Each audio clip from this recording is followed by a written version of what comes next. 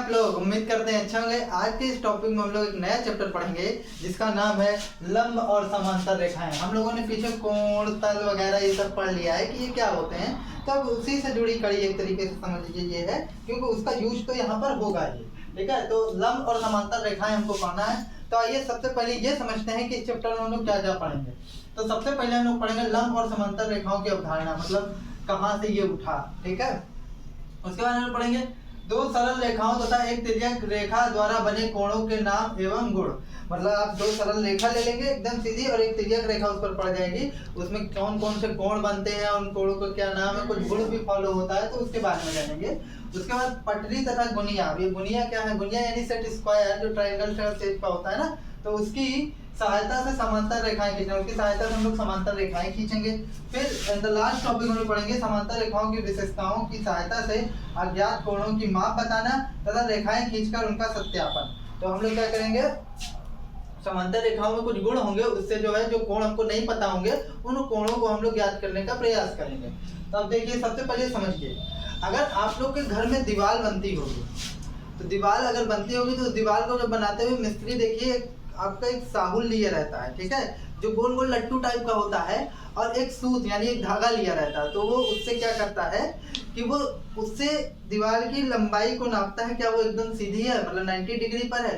तो यही 90 डिग्री का कॉन्सेप्ट वो यूज करके ये पता लगाता है कि वो आपकी जो दीवार है वो लंब है कि नहीं है, मतलब सीधी लाइन में है कि नहीं। और फिर सूत का प्रयोग करके वो ये देखता है कि हर ईंटा जो है एकदम एक ही लाइन में, मतलब समांतर जुड़ा है, एक के समांतर एक के सामने एक जुड़ा है। तो इस तरीके से वो ना पढ़कर भी इस चीज का यूज करता है, लंब रेखाएं और समांतर रेखाओं का वो यूज करता है। अब जरा सोचिए, जो बड़ी बड़ी बिल्डिंग्स बनती हैं, अगर उसका उनको बहुत अधिक नॉलेज होता है किसका, लंब रेखाएं और समांतर रेखाओं का, तभी वो इतनी परफेक्ट बिल्डिंगें बन पाती हैं। तो फिलहाल हम लोग दैनिक जीवन में जो यूज करते हैं, जो मैं आपको बता पाऊंगा, तो वो साहुल और जो आपका वो जो सूत होता है, तो उसी का इस्तेमाल होता है। ठीक है, तो वो तो बहुत छोटे लेवल पर होता है, लेकिन अगर आपको इसका अच्छे से नॉलेज हुआ तो आप इसका यूज बड़े बड़े इंजीनियरिंग में पुल वगैरह बनाने में काफ़ी होता है। तो अब आइए समझते हैं ये क्या होता है। जैसे अगर मैं एक कागज़ ले लूँ, एक कागज़ लेने के बाद उसको हम लोग फोल्ड करें अगर, तो वो कागज़ क्या होगा, कागज़ पर एक निशान बन जाएगा ना। अगर आप कागज़ ले लें और उस कागज़ को आप फोल्ड करें तो कागज़ पर एक निशान बन जाएगा। तो देखिए, जैसे मैंने यहाँ एक कागज़ लिया है,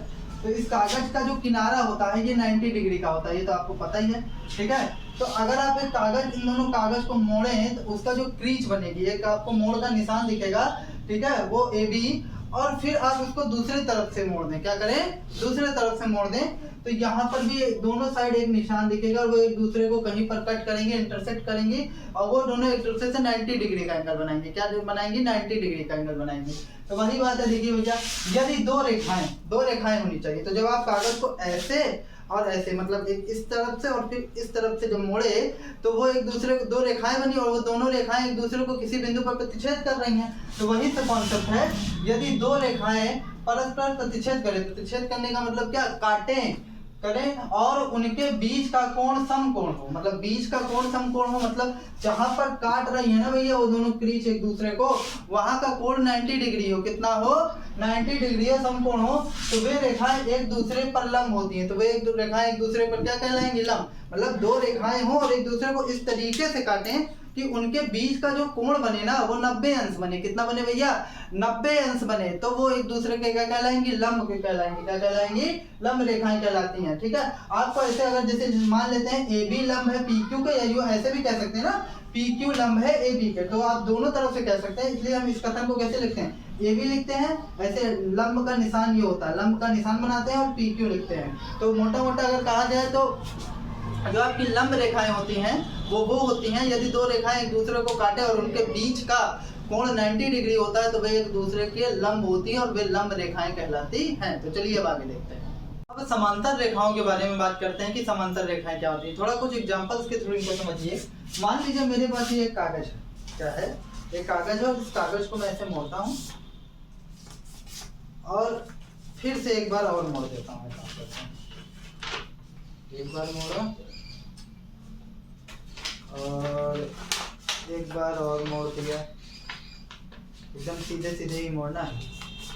तो अब देखिए, ये दो आपको क्रीज के निशान इसमें दिख रहे हैं, दो आपको क्रीज यानी दो मोड़े हुए दो निशान दिख रहा है। अगर इन दोनों मोड़े हुए निशान के बीच दूरी जो है समान होंगी, क्या होंगी, दूरी समान होंगी, तो ये एक दूसरे के समांतर है। क्या है, समांतर। और कहीं पर भी अगर दूरी, एक ऐसा पॉइंट आपको मिलता है, चाहे अनंत तक आपको एक ऐसा पॉइंट मिल जाए जहां पर दूरी समान नहीं है, तो ये एक दूसरे के समांतर नहीं होंगे। समांतर मतलब क्या होता है, वो एक दूसरे को कभी काटेंगे नहीं। अगर कहीं पर भी दूरी अगर ऐसा हुआ कि वो समान नहीं होगी, तो आगे जाकर वो कहीं ना कहीं काटेगी, क्योंकि रेखा है, रेखा भाई आगे तो जाएगी ही ना, तो इसलिए वो एक दूसरे को कहीं ना कहीं काटेगी। तो आइए देखते हैं इसका परिभाषा क्या है। तो परिभाषा देखिए क्या है, एक ही तल में स्थित दो रेखाएं, मतलब अगर एक ही तल में दो रेखाएं स्थित हैं, मतलब जैसे ये आपका तल है, इस तल में देखिए कई रेखा स्थित हैं, दो या दो से ज्यादा भी ले सकते हैं आप। दो रेखाएं जो सदैव समान दूरी पर रहती हैं, उन्हें जितना भी बढ़ाएं वे परस्पर प्रतिच्छेद नहीं करती। मतलब देखिए भैया वही बात हो गई कि अगर एक तल पर दो या दो से अधिक रेखाएं हैं, तो अगर वो क्या करें, उनकी बीच की दूरी हमेशा समान रहती है, उसको चाहे आप जितना बढ़ाइए वो कहीं पर भी प्रतिच्छेद नहीं करेगी। भाई रेखा है तो आप कितना भी बढ़ा सकते हैं, चाहे आप जितना बढ़ाइए तो एक दूसरे को कहीं पर प्रतिच्छेद नहीं करेंगी। तो वो क्या होती हैं, एक दूसरे के समांतर होती हैं। ठीक है, वो क्या होंगी, तब वे एक दूसरे के समांतर होंगी। इसे आप कैसे लिखेंगे, जैसे यहाँ देखिए AB और XY और CD क्या है, आपस में समांतर है। ठीक है, तो आप इसको क्या कहेंगे, लिखेंगे AB लिखेंगे, और रेखा तो ऊपर रेखा का सिंबल बना लिए, समांतर का चिन्ह ये होता है, ये समांतर का चिन्ह होता है। किसका होता है, समांतर का चिन्ह। ये बताता है कि ये दोनों रेखाएं क्या है, समांतर है। तो इसको इस तरह समांतर अगर आपको लिखना है तो इस तरीके से आप लिखते हैं। अब नेक्स्ट देखिए, इससे रिलेटेड कुछ क्वेश्चन उसको देख लेते हैं। चित्रों में समांतर तथा लंब रेखा खंडों के युग में लिखिए, मतलब जोड़ा बताना है कि कौन कौन समांतर है और कौन एक दूसरे के लंब है। तो समांतर देखिए EF और AC के जो बीच का जो डिस्टेंस है वो सेम है, तो ये एक दूसरे के क्या है, समांतर है। तो आप लिख सकते हैं पहला नंबर, आंसर नंबर फर्स्ट, कि EF जो है आपकी वो लंब है किस पर, AC पर। किस पर, AC पर। ये यूं कह दे AC लंब है EF पर। अब नेक्स्ट देखते हैं सेकंड नंबर।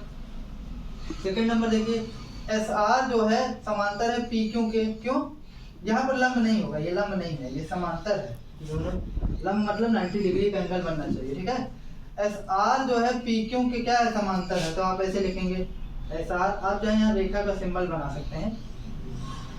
ठीक है, SR समांतर है, समांतर है किसके, PQ के, PQ के।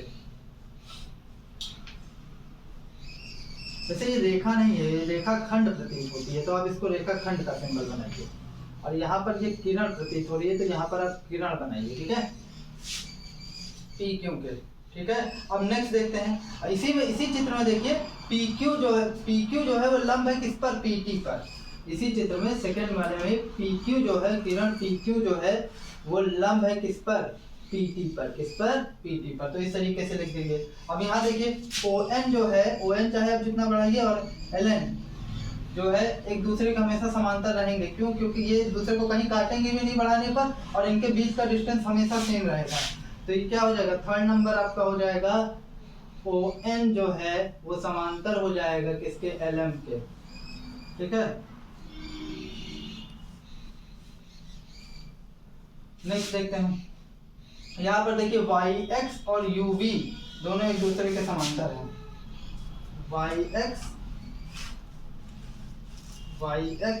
समांतर है UV के। ठीक है, तो अब आइए कुछ आगे देखते हैं।